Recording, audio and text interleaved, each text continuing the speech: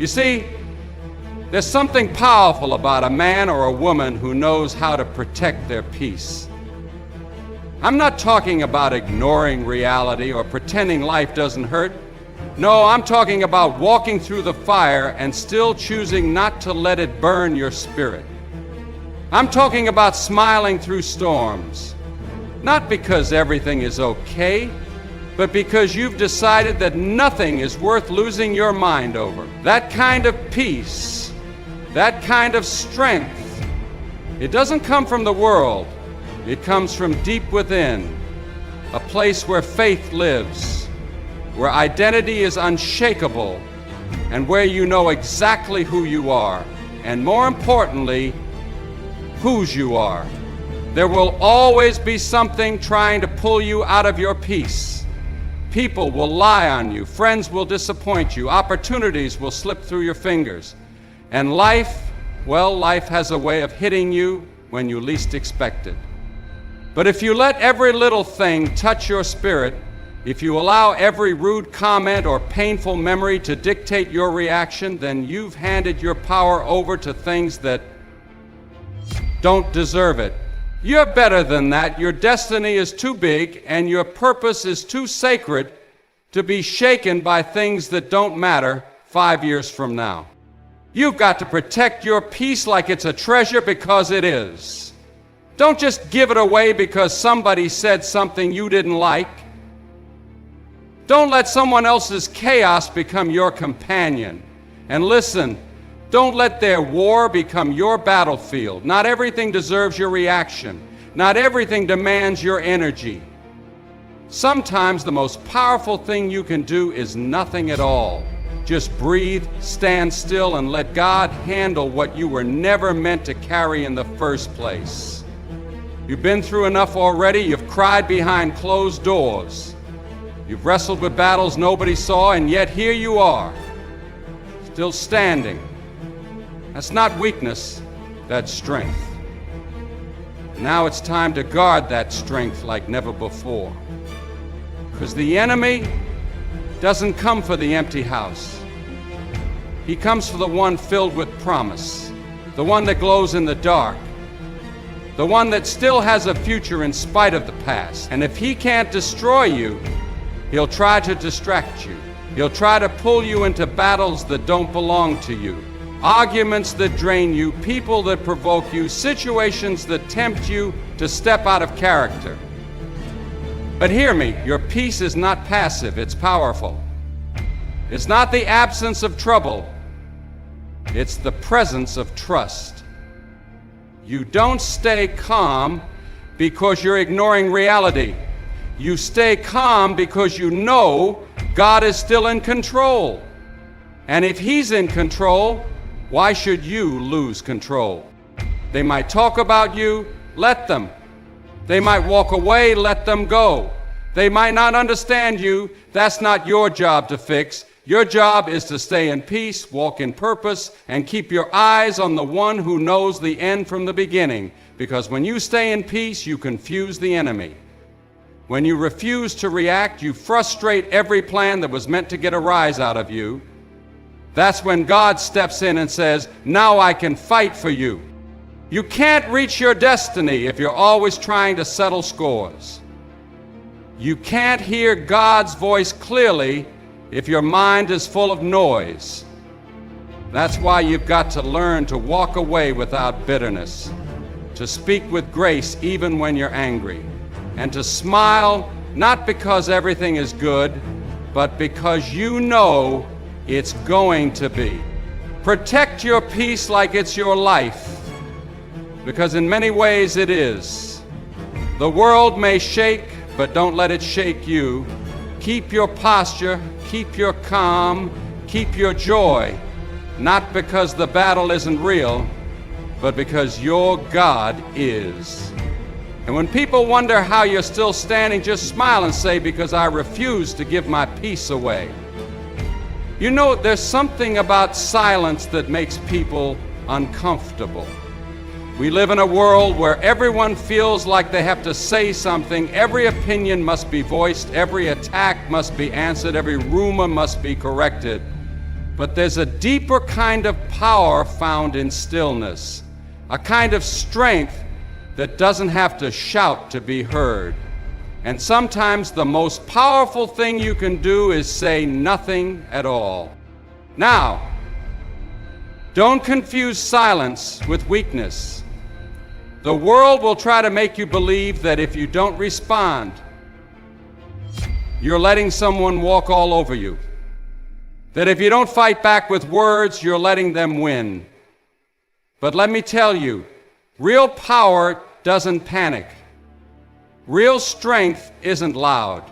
It's composed. It's steady. It's rooted. When you have peace within, when your heart is anchored in something greater than the moment, you don't need to react to every voice that tries to pull you out of that calm. There are battles in life that are only won by your silence, not because you're avoiding conflict, but because you've learned to master your response. You've come to understand that not every situation deserves your voice. Sometimes silence is the loudest sermon you'll ever preach. It says, I'm above this. It says, I know who I am. It says, you don't have the power to disturb the still waters in me. Let me ask you something. How many times have you looked back and wished you hadn't said what you said in the heat of the moment? How many times did your reaction cost you your peace, your joy, your sleep? That's why wisdom teaches you to pause, to hold your tongue, to sit with your emotions before your emotions speak for you. Because once those words leave your mouth, they don't come back. And while people may forget what you said, they won't forget how you made them feel. God often does his best work in the quiet. He speaks in whispers, not shouts. He leads in peace, not pressure. And when you choose silence in the face of chaos, you're aligning yourself with that divine rhythm. You're stepping out of the world's noise and into heaven's clarity. And that's when discernment comes. That's when healing flows. That's when you begin to see with new eyes and hear with a new heart. Some of the most spiritual things you can do have nothing to do with speaking and everything to do with listening. Listening to God, listening to yourself. Listening for wisdom before reacting out of wounds. It takes humility to be quiet. It takes maturity to not have the last word. And it takes faith to trust that even when you're silent, justice is still moving, truth is still working, and God is still fighting. You don't have to respond to every insult. You don't have to defend yourself to everyone who misunderstands you.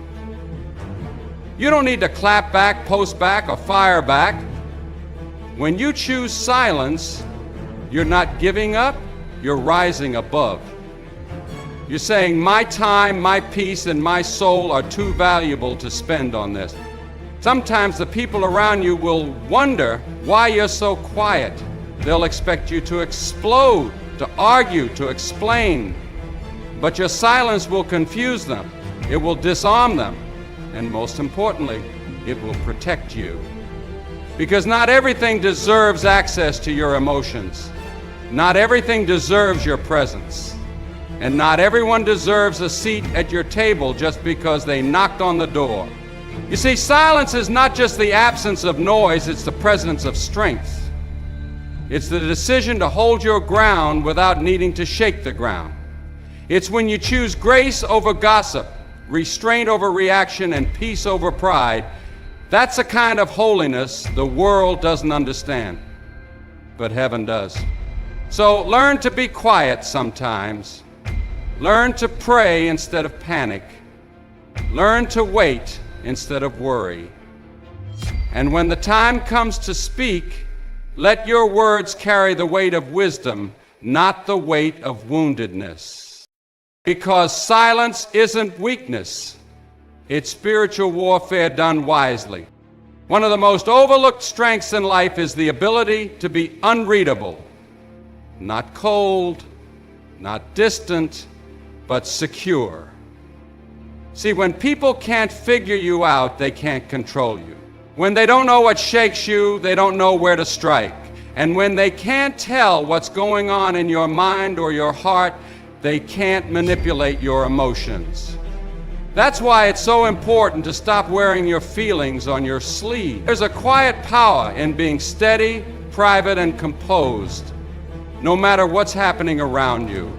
Some of us were taught that we have to explain ourselves to everybody, that we owe people an explanation for why we're quiet, why we walked away, why we changed, why we don't show up like we used to. But let me tell you something. You don't owe anybody access to your internal life. What you feel, what you're healing from, what you're building, what you're dreaming, it's sacred, it's holy ground, and not everybody deserves to walk on it. We live in a world that demands transparency but doesn't offer protection. People want to know your every move, your every thought, your every reaction, so they can use it, twist it, or even compete with it. But you don't have to let them in. It's not rude to keep parts of yourself private. It's wise. Because when people know too much about your emotions, they start trying to press your buttons, and if you're not careful, you'll be dancing to the rhythm of their games rather than walking to the beat of your calling. Don't give them a blueprint to your soul. Let them wonder, let them assume, let them ask questions and find no answers.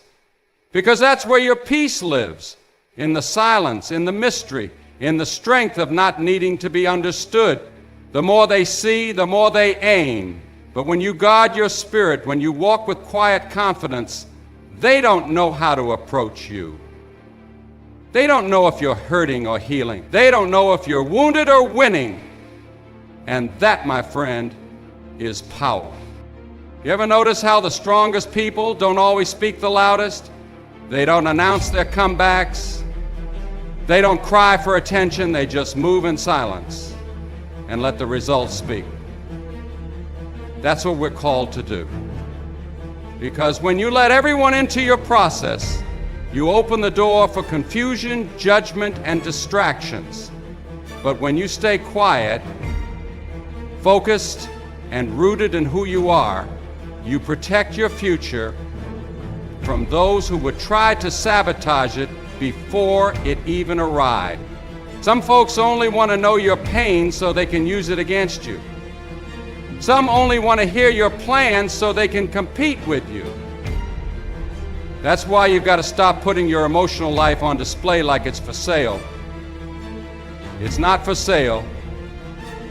It's not even for rent. It belongs to you and to God, and that's enough. Now, I'm not saying isolate yourself. I'm not saying shut down. I'm saying discern who deserves access. Know the difference between a confidant and a critic. Know who can handle your vulnerability and who would weaponize it. Because not everyone who smiles at you has your healing in mind. Some just want information. But you were never called to be a source of entertainment for broken people trying to make sense of their own chaos. There's strength in mystery. There's safety in silence. And there's wisdom in knowing that your peace depends on your privacy. The next time someone tries to provoke you and you just smile and stay calm, that's power.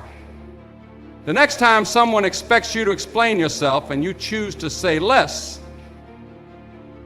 that's maturity. The next time life hits you and you walk with grace anyway, that's growth. Let them guess, let them wonder, let them talk, because people can't shape what they can't read. One of the hardest lessons you'll ever learn in life is this: not everything deserves your attention. Not every insult needs a response. Not every battle is worth fighting. Sometimes the greatest show of strength is walking away, not in defeat, but in dignity. Because when you know who you are, and more importantly, when you know who walks with you, you don't need to defend yourself against every little thing that tries to pull you down. See, when you start growing, elevating, and healing, you'll notice something. You'll notice that chaos will start calling your name. Drama will come knocking. Disrespect will try to find a way in. It's like the moment you begin protecting your peace, everything that threatens it shows up to test you. And the enemy doesn't always show up wearing red horns and a pitchfork. Sometimes he comes wrapped in the voice of an old friend, a toxic ex, a jealous coworker, or even your own inner critic. And that's when you have to choose. Am I going to lose myself trying to prove something to people who never valued me in the first place? Or am I going to rise above and walk away in peace? It takes maturity to walk away. It takes self-control to not clap back. Anybody can argue. Anybody can explode. Anybody can drag themselves into a war of words and emotions. But it takes a person of character to remain silent in the face of chaos and keep moving forward without turning around to entertain it. You are not built to live in a constant state of reaction. You are not called to be on defense every single day trying to protect your name, your feelings, your pride. You're called to be still and know, not fight and prove. And sometimes the most spiritual thing you can do is simply ignore it. Not out of pride, but out of protection. Protecting your peace, protecting your future, protecting your growth. Walking away doesn't mean you're weak, it means you're wise. It means you understand the value of your time, your energy, and your sanity. You don't have to let everything get to you. You don't have to carry what was never yours to begin with. Some people are not looking for reconciliation, they're looking for reaction. And if they can get you to react, they'll distract you from what really matters. So the next time they lie about you, stay silent. The next time they try to provoke you, walk away. The next time someone tries to drag your name through the mud, remember, it's not your job to roll around in the dirt with them. Your job is to keep walking, head high, heart clean, hands free, because you've got somewhere to be. You've got purpose to fulfill. You've got peace to protect. And listen, when you walk away, you're not just walking from them, you're walking toward something. You're walking toward your calling, toward your healing, toward your better days. Every step away from chaos is a step closer to clarity. Every time you refuse to engage with what's beneath you, you rise a little higher. Now that doesn't mean you'll always feel like walking away. It doesn't mean your emotions won't flare up or your pride won't want to respond. But that's when you lean on wisdom. That's when you remind yourself, this is not worth my peace. This is not worth my growth. This is not worth me stepping out of character. You're being faithful. Faithful to your progress, faithful to your values, faithful to your future. Some of the greatest victories are won in silence, not because you didn't have something to say, but because you chose to protect what God is doing in your life. Let them talk. Let them assume. Let them twist the story. Truth doesn't need a defense when time and character are already speaking on your behalf. You're not here to win every argument. You're here to win the war for your soul. Let me tell you something that very few people will remind you of. You are not responsible for how others see you. You can live your whole life trying to please people, trying to be understood, trying to correct the lies, straighten the stories, explain your decisions, and still, someone will twist it. Still, someone will doubt you. Still, someone will say, they've changed, when all you did was grow. You weren't called to be understood. You were called to be faithful. And there's a peace that comes when you finally stop chasing people's approval and start resting in the truth of who you really are. You see, people will misunderstand your silence. They'll question your boundaries. They'll misread your growth. Some will think you're distant. Others will say you become arrogant or cold. But what they don't understand is that you've simply learned to value your peace. You've stopped giving explanations where they're not needed. You've stopped trying to convince people who already made up their minds about you. And that right there is freedom. You don't owe anyone a detailed map of your transformation. If they knew the tears you cried behind closed doors, if they saw the nights you wrestled with God, if they heard the prayers that carried you through the valley, they would understand why you walk the way you walk now. But even if they never do, that's okay. You didn't grow for their approval. You didn't heal for their applause. You did it because something in you refused to stay broken. Something in you believed there was more. And that something is what you protect now. Not with loud declarations, but with quiet decisions. Let them misread you. Let them assume. Let them say what they want. Your job is not to manage their opinions. Your job is to manage your peace. You'll wear yourself out trying to fix the way people see you, and the truth is, some people need to misunderstand you, because the moment they really see you, they'd have to confront their own unwillingness to grow. They'd have to face the reality that the version of you they were comfortable with is no longer available. And listen, it hurts. I'm not going to pretend like it doesn't.